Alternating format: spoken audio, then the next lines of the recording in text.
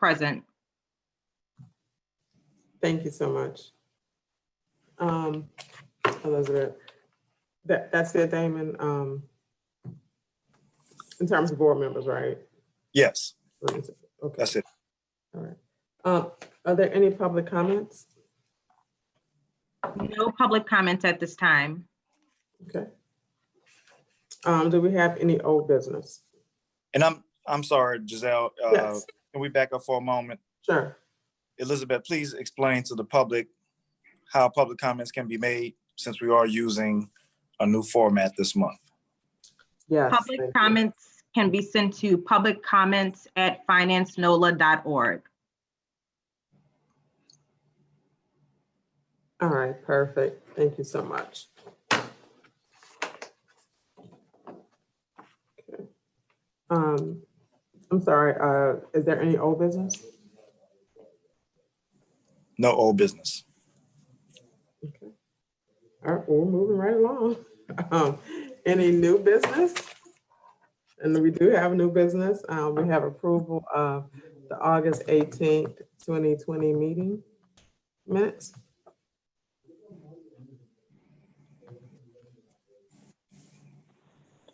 I'll accept a motion to approve. I'll make a motion to approve.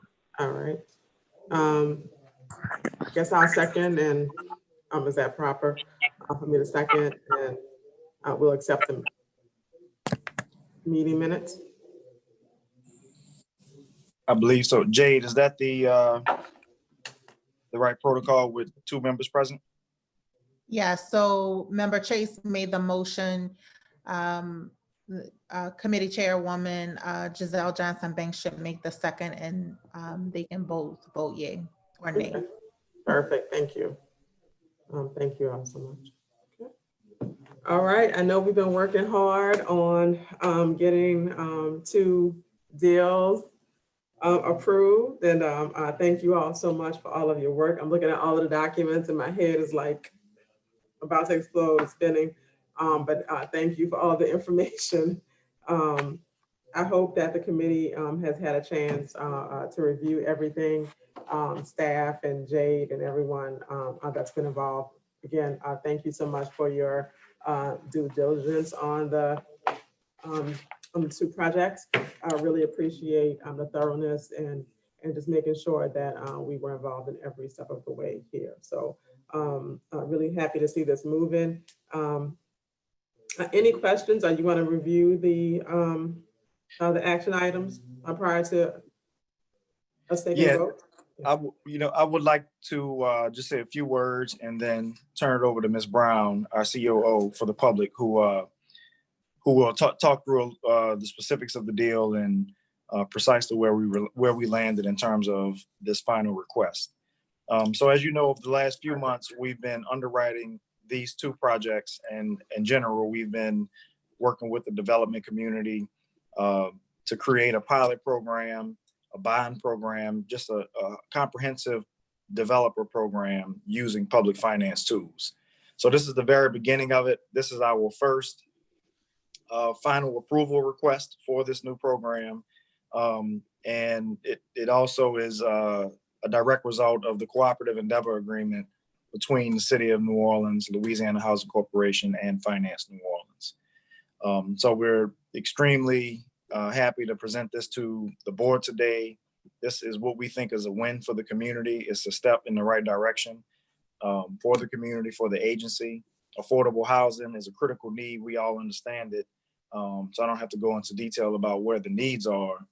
This is a direct response to the need for more affordable housing in New Orleans.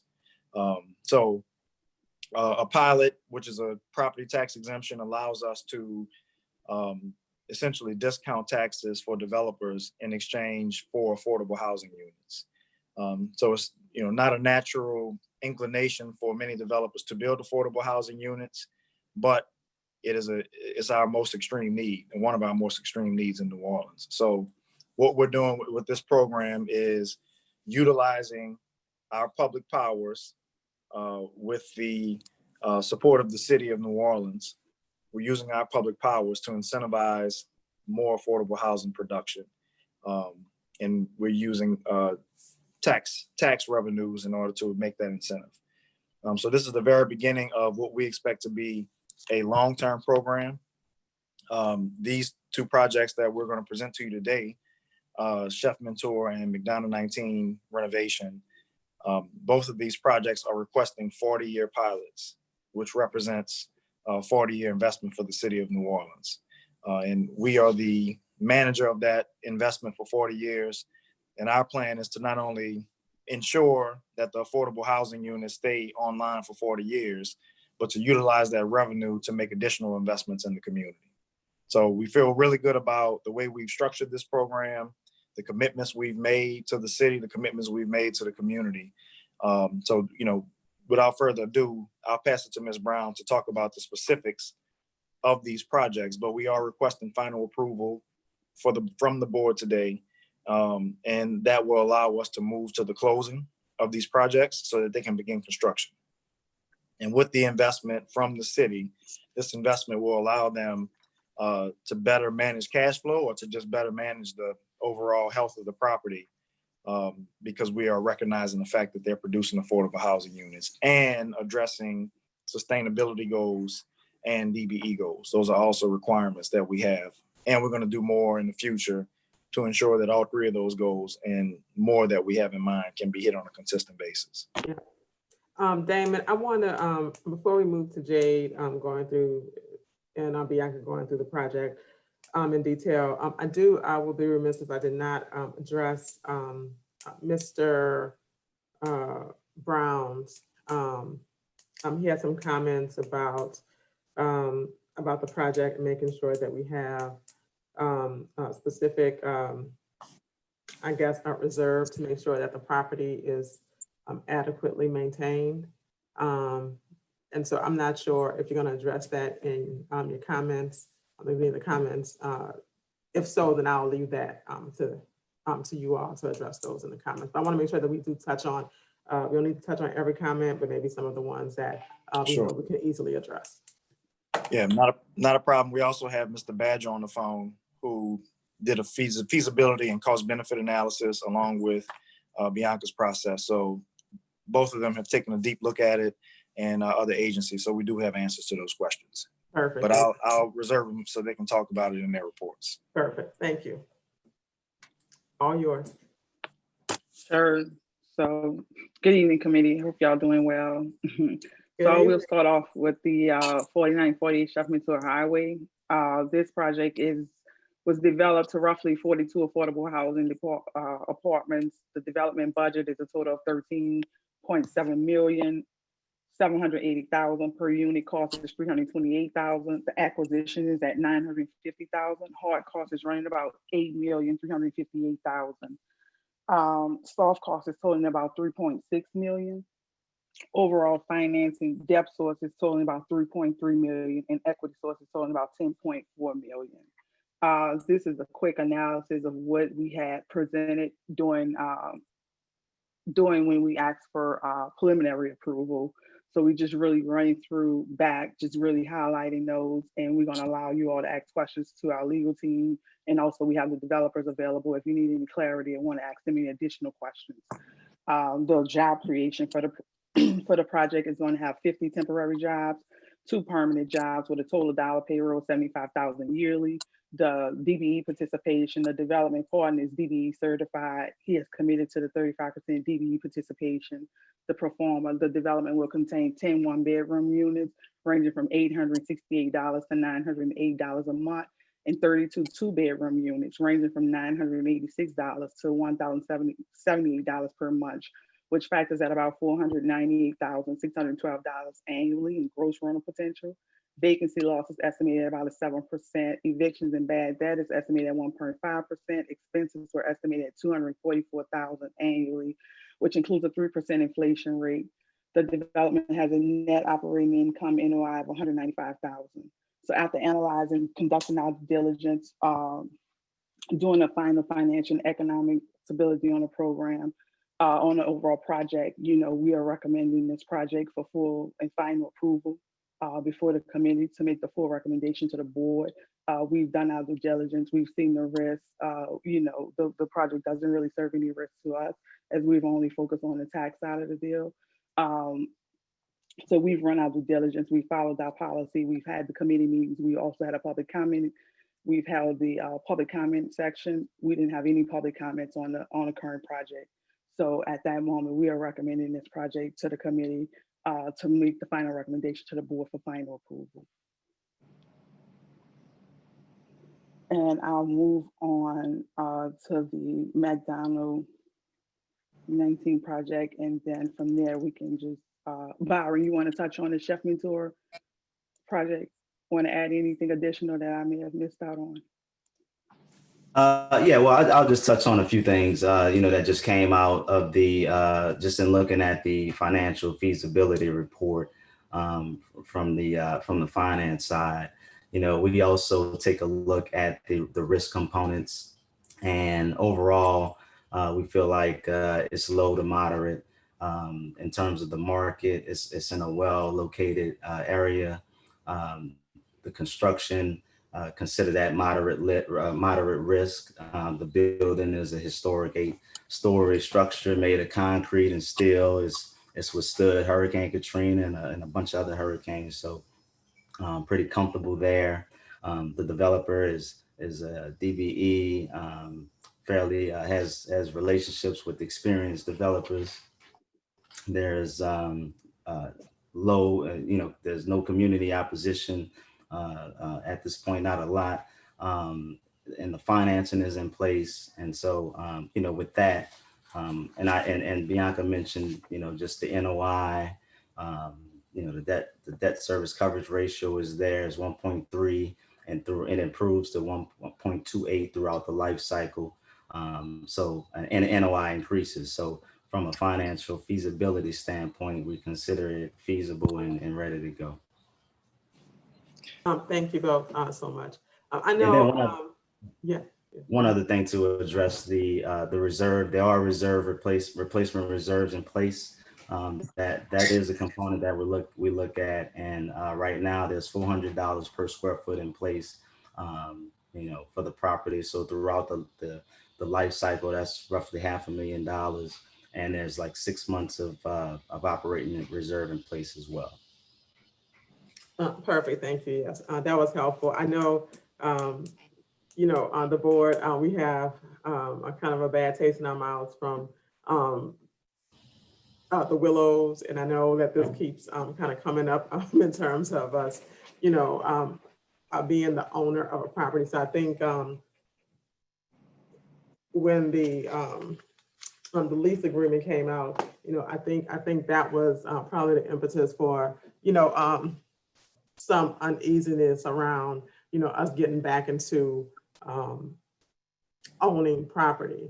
But if you could really kind of just touch on what does this actually mean for us as an organization in terms of ownership?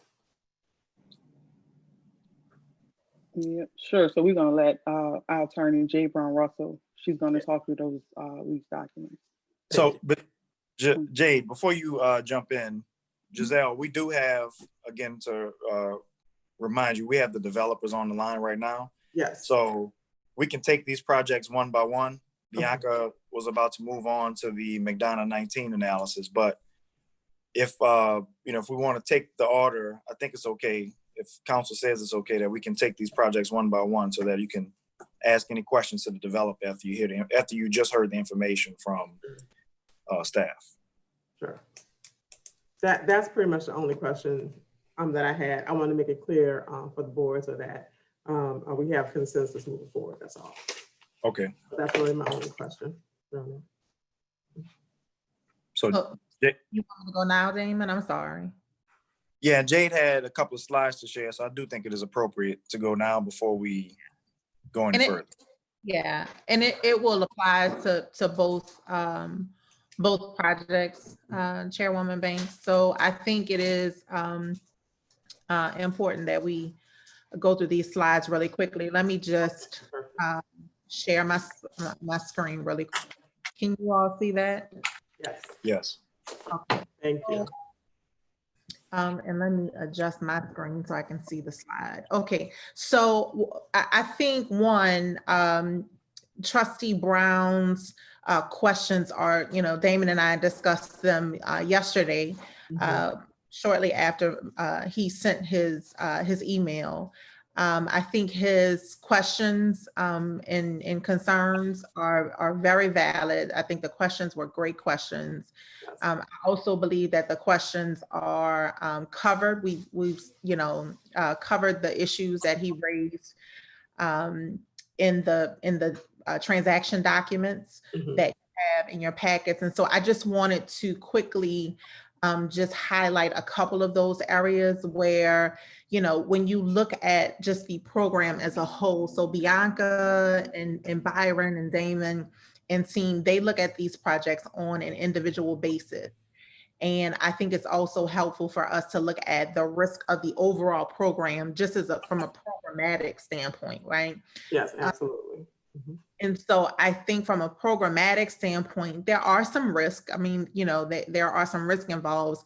I think, unlike the Willows, we're not purchasing property, right? Correct. I think that is the biggest distinction in those two scenarios. But I also think that it's important to understand what our liability thresholds are, what our protections are, and how we're mitigating the risk involved in, operating a program like this, how we're mitigating that. So the first is, I highlight a couple of sections here on this slide. First is warranty. So we don't make any warranties in terms of the suitability of the project itself, the property, the improvements that are currently on the property. So as we are leasing these premises back to the developer, if you recall how this program is set up, we are gonna receive title to the property. That's required in order to pull it off of the tax rolls, and then we lease the property back to the developer. And so as part of that lease, section 8.01 covers warranties. As the lessor, we are not making any warranties express or implied as to the condition of the project. That's very important for us as a protection for the authority. Also, we were thinking through like, okay, what other things could, if the developer decided to, not decided, but if the developer, got into a situation where it had to file for bankruptcy or becomes insolvent, that same provision applies. But we also have the ability to terminate for any reason. And we also have the ability to enter into a new lease agreement, for example, if a third-party lender had to foreclose on the leasehold interest in the property. So that we have remedies for that. And then also, I just spoke to the leasehold issue. Also, that what important, I'm sorry, I'm trying to change the slide. Also important is what happens if the developer does not continue to pay or timely pay pilot payments. So that is also built into the lease agreement. We can begin to take action on those payments, and again, we also have the ability to terminate the contract with notice. We also, in terms of insurance, we have, what we believe to be adequate insurance requirements. And also, lastly, we also have indemnification provisions built inside of the lease agreement. So I think from a liability standpoint, we're adequately protected. And I think also, in terms of what happens, if there should be an event of default, we're adequately protected as well in the lease agreement. So I just wanted to share those items with you all, just to let you know that we are, we're thinking through this as thoroughly as I think anybody could. And we'll continue to. So you're hopefully will make the decision to move forward with sending this to the full board for consideration And then if the board decides to move forward with final approval, that's not the end of us, negotiating and finalizing contracts. And so there may be some, additional, changes in the agreements to strengthen them. But I just wanted to make sure you guys knew that we are thinking about all of those concerns and issues. Perfect. I am pleased. I'm certainly pleased to hear all of this. So thank you for preparing that slide, Jade. That was really helpful. I think it has, put me at ease, even more at ease. And so I don't have anything else. Board Member Chase, do you have any questions? I don't, and I would echo your statement, Jade. Going through that slide really put me at ease in terms of our risk and our liability. But I'm also excited to move these projects forward to continue to see our vision come to light and to continue to offer affordable housing in this city. So I think I don't have any questions on these two. Thank you so much, Board Member Chase. I would give, I think we probably have a little bit of time. So if the developers, if anybody wants to speak, can they speak on this forum or no? Yes, we can allow them to speak. So Elizabeth. Maybe just a couple of minutes. Yeah. Ryan Bates is the developer of this project. Okay. Hello, Mr. Bates. Thank you. Hello, good afternoon. For joining us. Yeah. Thank you very much, and I just want to say thank you to the committee as well as the Finance New Orleans team.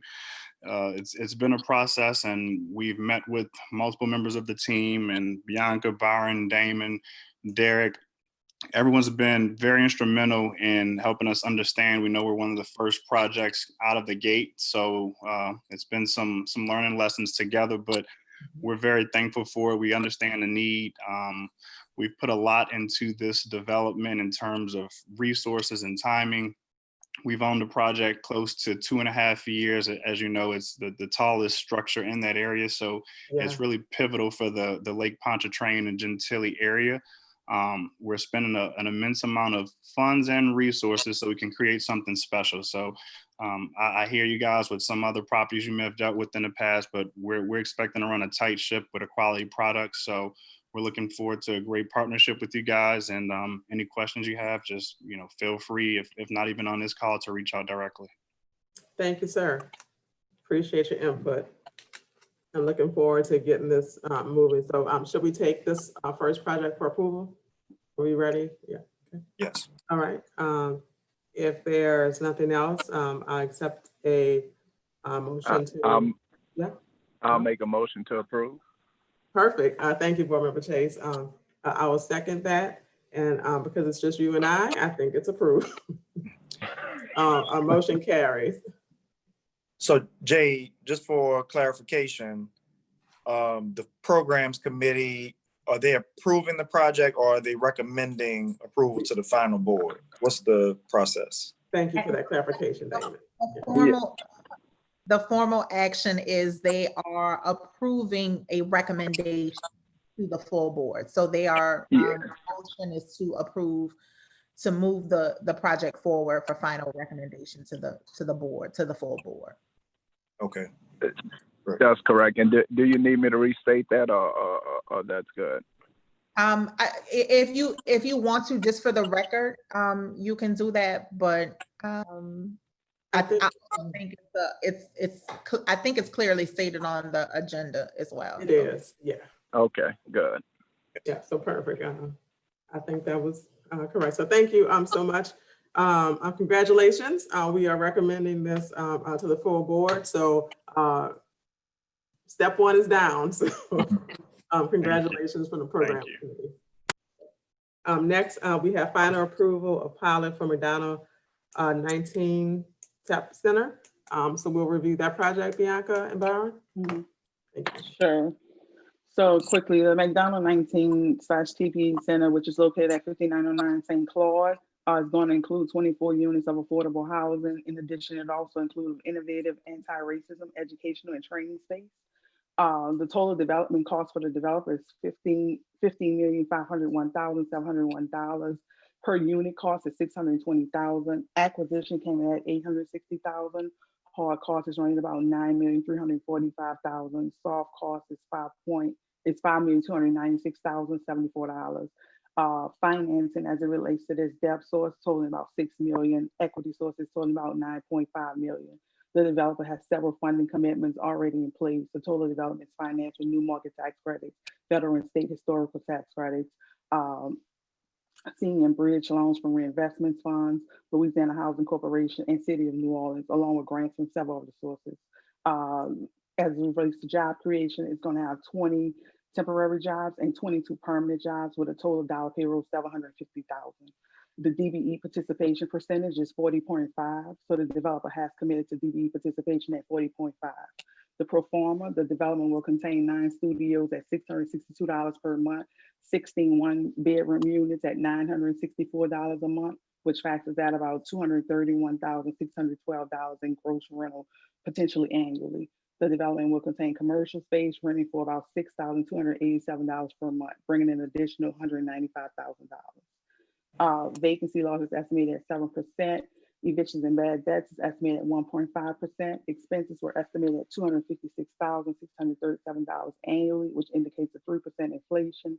The development has a net operating income NOI of $162,000.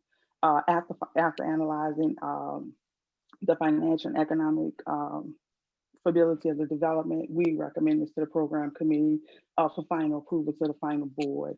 We've done our due diligence. We've met through the underwriting committee. We've held a public meeting. We didn't have any public comments on the project. The developer is well known. He's done many projects within the neighborhood.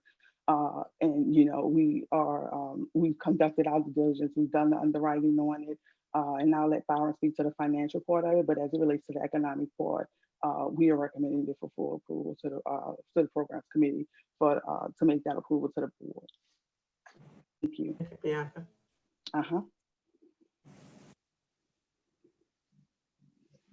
Hey, Byron, you want to speak? Byron, you're on mute. Oh, there we go. All right. Thanks, Bianca. Thank you. You're welcome. So yeah, once again, a low risk on this project. We think it's financially feasible. The NOI is 158,000 in year one and improves throughout. As Bianca mentioned, the debt coverage service ratio is 1.8. That also improves. In terms of just overall risk, the market risk is low. It's well located. The construction this project is similar to other projects by the same development team. The developer is highly experienced. There's low community opposition, and the financing is in place. In terms of the reserves on this one, they have deficit reserves of $551,000, and there's also replacement reserves in place as well, roughly $300 per square foot. All right, outstanding. Any questions, comments, Board Member Chase? Yeah, again, I don't have any comments on this one. I don't know if we want to let the developer speak before we make a motion or not.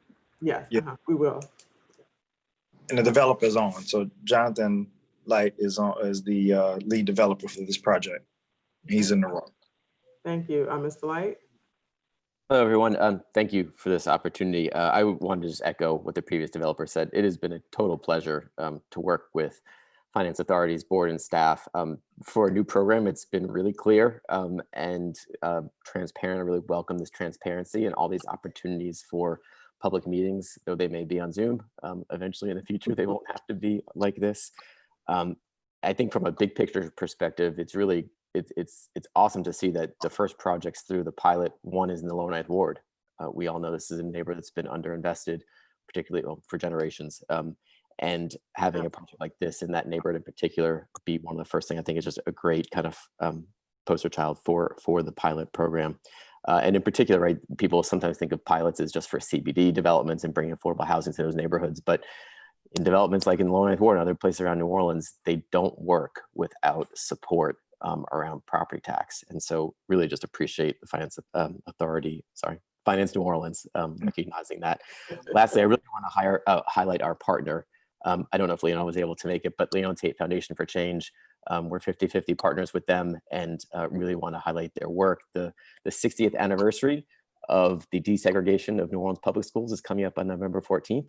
So we look forward to welcoming Finance New Orleans to a lot of those commemorations. And then I'd also like to highlight we have an amazing general contractor, a Black-owned contractor, CDW Services, who through this pandemic has continued to work and maintain safety, but also work with us. It's a very challenging project, and has shown kind of great skill and partnership in going through this. So yeah, we're about 40% through construction, and look forward to welcoming everyone as the project goes forward. Thank you. Outstanding. Thank you. Looking forward to working with you all. All right. If there's nothing else, I'll accept the motion for the final approval of pilot for McDonald 19. Make a motion of the final approval for the recommendation to the full board for the McDonald project. Perfect. That is seconded, and motion carries. Thank you so much, Board Member Chase. Congratulations once again, staff and partners. Outstanding project. I'm looking forward to seeing the progress on this. So thank you once again for all of your hard work. Thank you. You're welcome. Thank you. All right. We'll move to the program update. Sure. So I'll quickly highlight the program update for you. So August 2020 program update, we took in 15 new clients to our portal. We actually counted 15 new clients, basically getting them enrolled in home ownership. We closed 4 loans for the month of August, totaling $940,876. 2 of those were from District C, 1 was from District B. We had 1 additional from District D. As it relates, these are all the demographic reports as we currently provide you all, so you all can just take a look at those. It kind of just highlights all the demographics, the pipeline. It talks about the the race, the kind of zip code, the area, the financial situation. It talks about and it kind of goes into depth, just talking about the gender and all. So those are the demographic reports. And starting on page 23 of this report, we go into talking about the Community Support Fund demographic report. That Community Support Fund for August 2020, the approved total amount was $31,975. We kind of broke out the demographics by council district. Council District A had 12%, Council District B had 24%, Council District C had 14%, Council District D had 24%, and Council District E had 26%. Average age was 35, gender female 76%, male 24%, marital status married 8%, single 92%, employment status employed 14%, unemployed 66%, furloughed 20%. So that currently highlights the activity on our Community Support Fund. As you can see, we are progressing. We had about 32,000 approved. We expect that number to be even higher as we move into September. Following that report is the developer pipeline. This is our multifamily developer pipeline. This first sheet really just highlights projects that are expected to come to us that are going to be seeking pilots. Currently just give you the construction type, the developer, total units, and total development costs for these projects. On the second page, it kind of highlights the pre-screen projects that have already went through our underwriting committee that we've seen. They've submitted pre-applications. The underwriting committee has approved those projects to receive full applications. We've moved forward with that. So you'll be seeing these additional projects come before you as well. And then wrapping it up, it's just kind of some projects that are currently being approved by the programs committee for final recommendation to the board.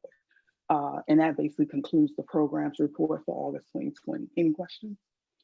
No, thank you so much for the report. I don't have any questions. Any questions? You're welcome. Thank you. Great job, Bianca, on the report again. Thank you. Just a few follow-up comments, Giselle, if I may. Sure. In terms of the new programs that are being developed, there's some work going on behind the scenes, namely the Green Mortgage Program that Bianca is working to get off the ground. And then we have our advisors, our financial advisors, along with the special advisor, Quantified Venture, from the grant that we received early in the year. They're really helping us to plan out the next 10 years of investments for Finance New Orleans. So I'm just giving you a heads up that, eventually after we get more organized with these projects that we're asking you to approve and we get through our planning, we're going to start communicating to you the progress that we're making in developing some of those newer programs, such as the green infrastructure, green buildings, more multifamily. There's different ways that we can invest in multifamily through this developer program. The green mortgage program is, from everything that we're being told, is a very unique program and a one-of-a-kind program in the country right now. I know that Miami is in the process of developing their green mortgage as well for homeowners, but we deal with hurricane threats every year. As we're in the middle of hurricane threats, all week, last couple of weeks. Back to back. So we're taking that very seriously, and we understand that as being one of the bigger problems in New Orleans. So that as we design these new programs, we want people to, as they get homes from us, be able to protect those homes, but also feel comfortable that when a tropical storm comes, maybe they don't have to evacuate. Because there's a lot of thought right now about, it used to be a category 5, 4 or 5, then you evacuate. Right. Over the last few years, it's been a 1, 2, or 3. Should we go or should we stay?